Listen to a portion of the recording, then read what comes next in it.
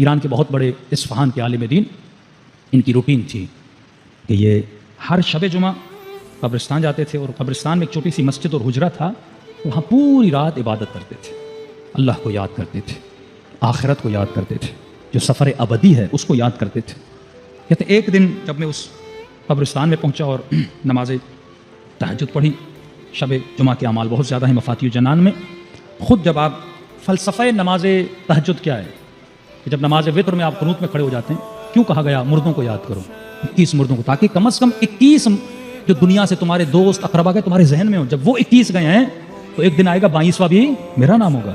آج میں ان کو یاد کر رہا ہوں، ایک دن ایک مومن آئے گا اپنی نماز کے قنوت میں مجھے بھی یاد کرے گا۔ اور میں اگر انبیاء کی صفوں میں شامل ہونا ہے، اگر ہمراہ اور ہمسائے انبیاء بننا ہے، تو عادت بنا دو اپنی نماز عشاء اور نماز مغرب کے درمیان 2 رکعت نماز وحشت قبر پڑھا کرو، کسی نہ کسی مومن کے لیے۔ اے خدا، دنیا میں کہیں پر بھی کوئی علی والا گزر گیا ہے، میں 2 رکعت نماز وحشت قبر پڑھتا ہوں، ایک دن یہ وحشت قبر میرے اوپر بھی تو آئے گی نا، ایک دن مجھے بھی تو لیٹا کر چلا جائیں گے نا، تو یقیناً کوئی نہ کوئی پھر آپ کے لیے بھی کیا کرے گا، نماز وحشت قبر پڑھے گا۔ تو فلسفہ نماز تہجد یہی ہے۔ کہتا میں رات کو نماز تہجد پڑھ رہا تھا، اسی دن رات کو ایک مردے کو لایا گیا، تو اسی مسجد کے ساتھ ہی غسل خانہ تھا، وہ جو مردہ شور تھا مردوں کو دھونے والا، اس نے دھویا، مردہ میرے سامنے رکھا اور اس کو کفن باندھ رہا تھا۔ میں اپنی نماز میں مشغول تھا۔ کہتا یہاں میں نے نماز ختم کر کے سجدے میں گیا تو مجھے عجیب چیخوں کی آواز آئی، آہ و بکا کی آواز،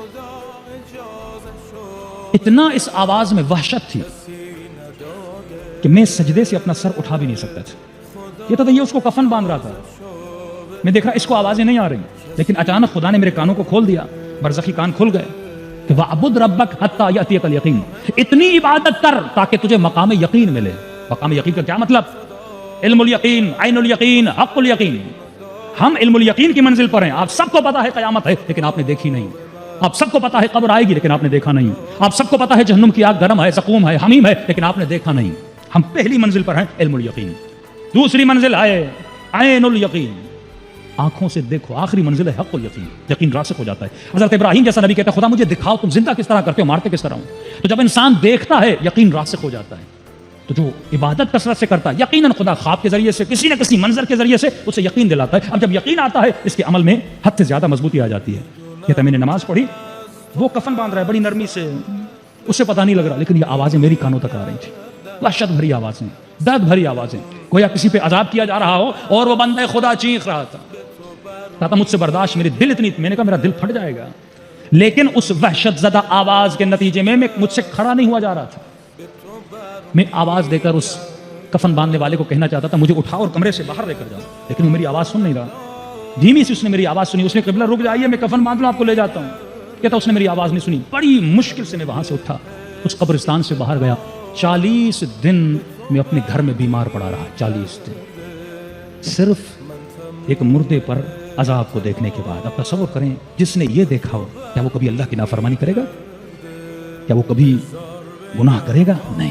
اور یہ کب ملتا ہے؟ جب انسان کثرت سے اپنی آخرت کو یاد کرتا ہے۔ اور آخرت کیسے یاد ہوتی ہے؟ فرمایا کربلا جاؤ تو صرف علم لے کر مت آیا کرو، صرف سجدگاہیں لے کر مت آیا کرو، اپنے ساتھ ایک کفن بھی لایا کرو۔ اہل بیت کا وطیرہ تھا، امام نے جو لباس جناب دعبل کو دیا اس نے کفن سمجھ کے اپنے ساتھ قبر میں رکھا تھا۔ اور فرمایا ہر شب جمعہ اپنے کفن کو دیکھا کرو۔ عالم دین تھا، دو دوست آپس میں، ایک عالم تھا دنیا سے چلا گیا، خواب کے عالم میں دیکھا، کیا دیکھا کہ عالم ہے برزخ میں بیٹھا ہوا ہے، نعمتیں ساری ہیں، لیکن ایک بچھو ہے جو اس کو کاٹ رہا ہے۔ رو کر کہنے لگا دوست مجھے اس بچھو سے بچاؤ۔ تو میں آپ کو کیسے بچا سکتا ہوں؟ آپ عالم تھے، آپ کے اوپر یہ عذاب کیوں ہو رہا ہے؟